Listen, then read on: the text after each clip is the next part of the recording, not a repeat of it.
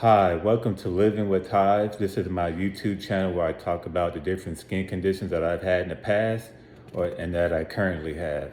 And I'm just talking about, telling my story. Hopefully it'll help somebody who's going through the same thing. So today I'm going to give you 5 tips on how to manage your Tinea Versicolor. I used to have this in my teenage years and in my 20s, and currently now in my 40s.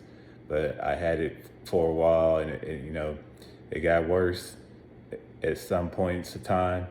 Now technology, medicine's got a lot better. I'm gonna give you 5 tips on how to manage your Tinea Versicolor. I'm gonna say TV for short. So tip number 1, take a shower after sweating. When I was younger, I didn't always do this. Now wait before you judge me. Be like, you was sweating all the time and you didn't take a shower. Well, during the summers, especially in my 20s when I started working, I had the summers off.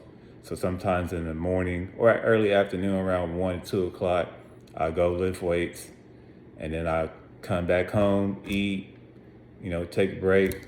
And then I would go back around 6, something like that, 7, play basketball at LA Fitness.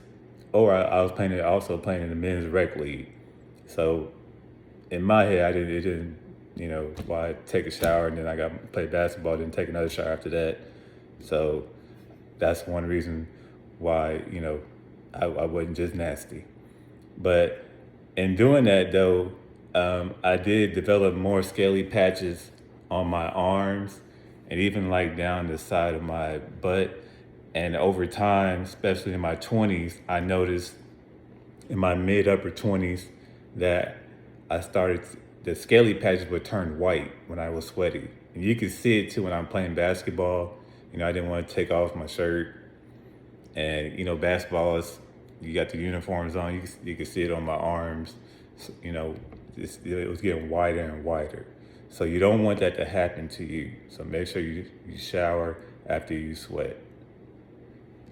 Tip number 2, limit your sun exposure, your exposure to the sun.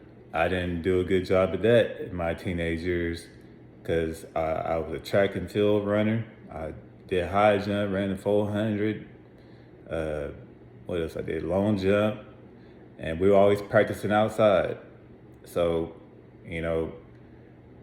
I got a little bit of scaly patches, in high school, not much. Most of it was like discoloration of my skin. But in college, it was the same thing. I got more discoloration in my skin, but there was different points of the season it would go away. And then, it just got worse as I started working in my mid-20s. But you want to limit your exposure to the sun. Tip number 3, use ketoconazole shampoo. I believe I said that right. And I have it right here. Ketoconazole shampoo, 2%. About a year and a half ago or so, I started using it for a different skin condition. And I was using it on my head because I had I guess a fungus or something, or it just itched really bad with the skin condition that I currently have. It didn't help with that, but I did notice while I was using it that my hair was getting thicker, which is a good thing for me. So getting older, you don't want to have receding hairline or, bald spots. So I noticed that my hair was getting thicker. So I asked my doctor, could I still use it? She said she would still prescribe it for me. So I still use it now, like about 2 or 3 times a day. 2 or 3 times a week. So I still use it. You may want it for that purpose. But it does heal TV. It does heal Tinea Versicolor.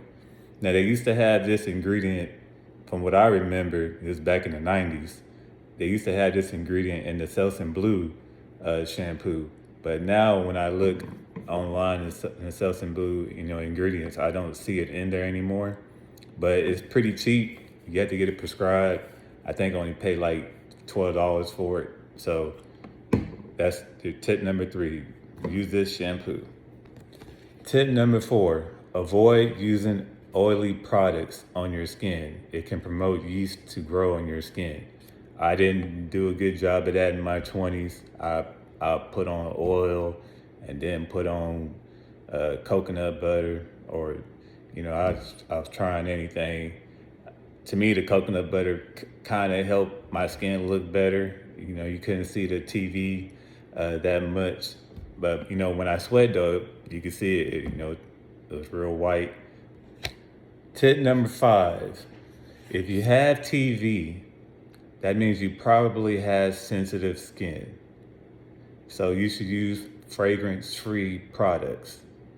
You know, you have sensitive skin, use fragrance-free products, and that would help prevent TV from reoccurring.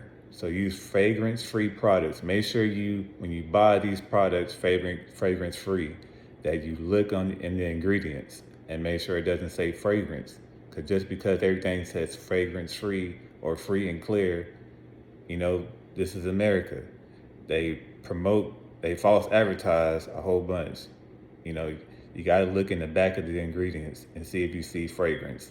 Because sometimes it'll say it on the front, free and clear, but then it'll say a hint of lavender, something like that. That means it's really not free and clear. It's not free and clear fragrance, So always look at the ingredients on the back of what you buy.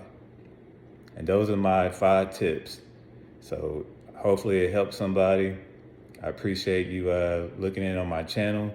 Please like, subscribe, share with others if you feel this is helpful. I appreciate you watching. Thank you.